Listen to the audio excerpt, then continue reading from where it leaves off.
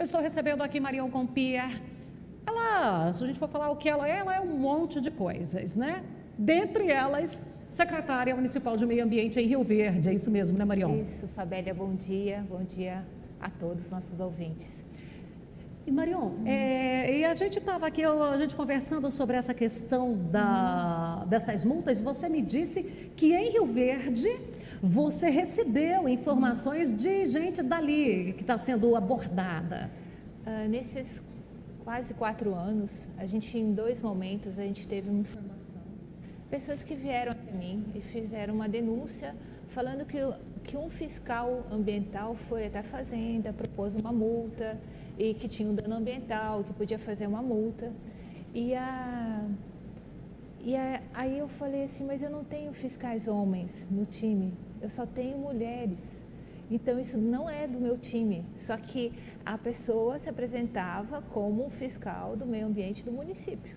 Então o produtor é uma vítima, a Secretaria do Meio Ambiente também é uma vítima, porque são pessoas criminosas que vão lá, aproveitam da vulnerabilidade, da falta de conhecimento desse produtor, e esse produtor, na intenção de resolver o problema, ele acaba cedendo a essa chantagem, né?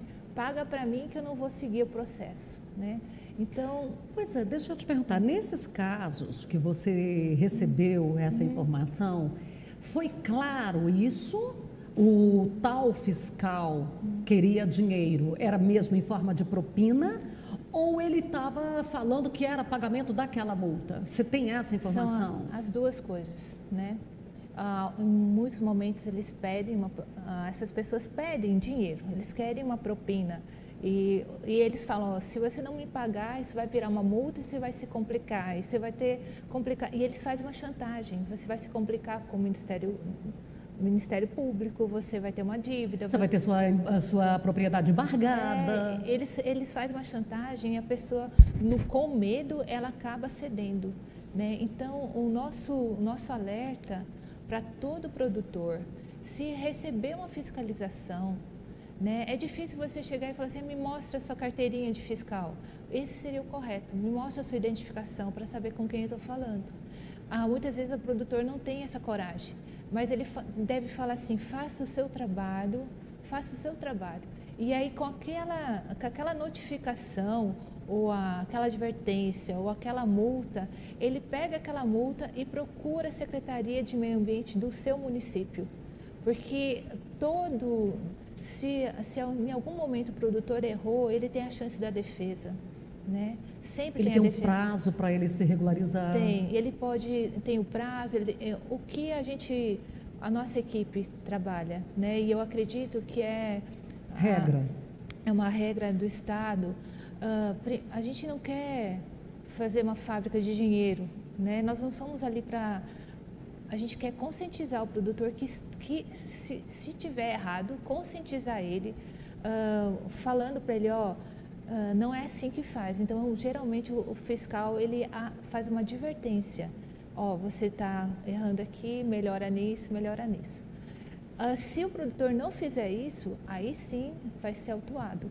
E quando for autuado, sempre a nossa ideia é a multa mínima, para a pessoa aprender com aquela situação e não ficar muito penalizada. Em alguns casos, quando existe um dano ambiental grave, aí o fiscal ele não tem como fazer uma advertência. Ele tem que imediato ir para uma multa, mas ele também sempre procura dar a multa mínima, porque qual o nosso objetivo? É que as pessoas cuidem do meio ambiente. E para elas cuidarem, eu não preciso dar uma multa alta. A gente dá uma multa baixa para a pessoa conscientizar e fazer a melhora dela. E eu falo, Fabélia, são poucas as multas na zona rural, muito pouco. São poucas as multas que o município precisa aplicar. Olha, em cima disso que a Marion está falando, a gente acompanha aí anos todas essas discussões com esse discurso, porque a gente já teve numa época que as multas ambientais a propriedade não pagava. E daí? Não resolve, porque ninguém vai pagar uma multa dessa. O Estado não vai receber, o produtor, então fica lá, todo mundo perdendo.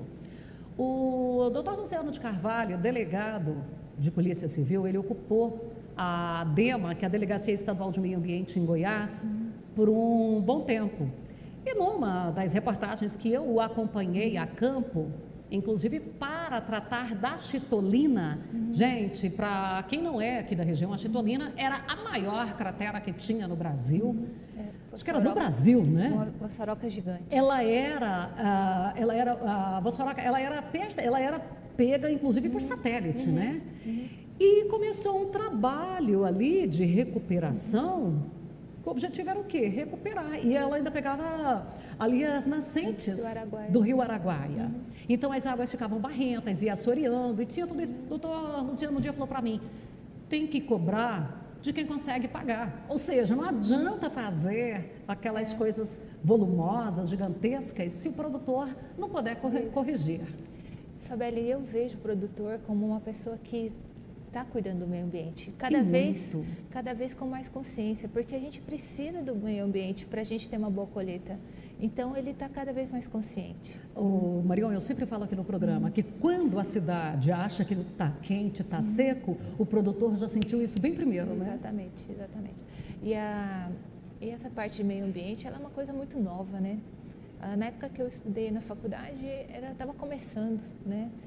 Hoje a gente vê os filhos desses produtores já com uma consciência ambiental muito maior, né? Então, as próximas gerações vão cada vez melhorar mais, né?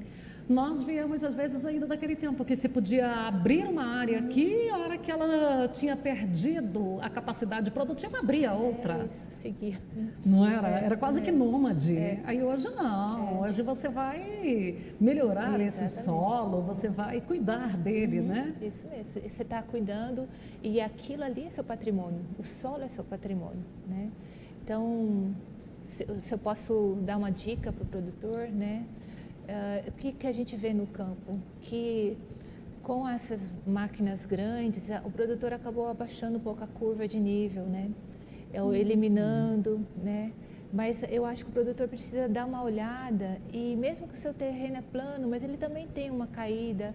E aí, quando vem essas chuvas torrenciais, 80 milímetros, 100 milímetros, 120 milímetros, o solo precisa ter um reforço de curvas de nível e em alguns pontos.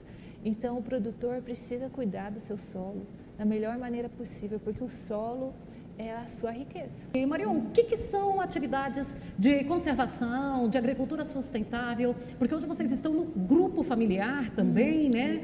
Que vocês desenvolvem na propriedade, no grupo.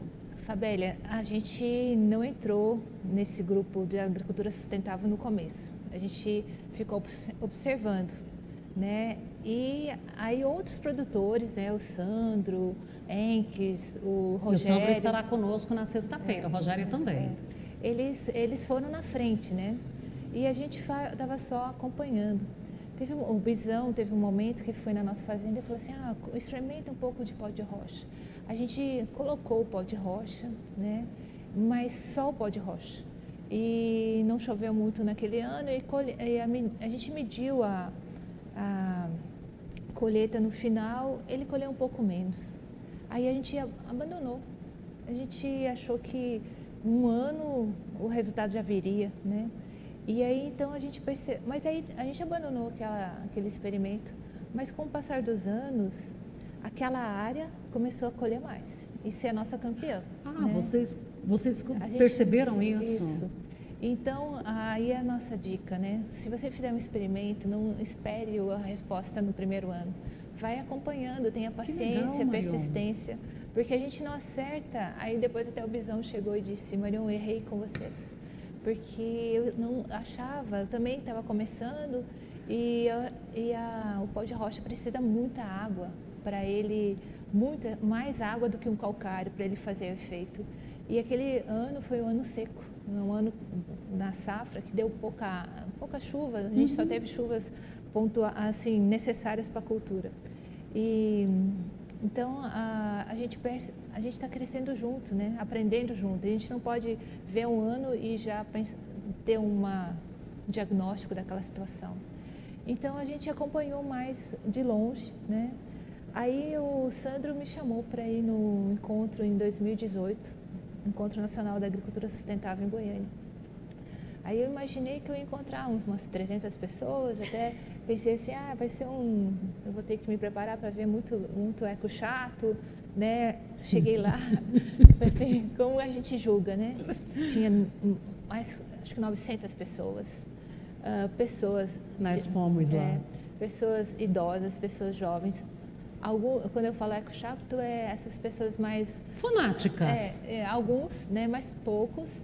E muito a Embrapa, né? A Embrapa naquele evento mostrando que a pesquisa estava andando junto e estava acreditando nessa linha.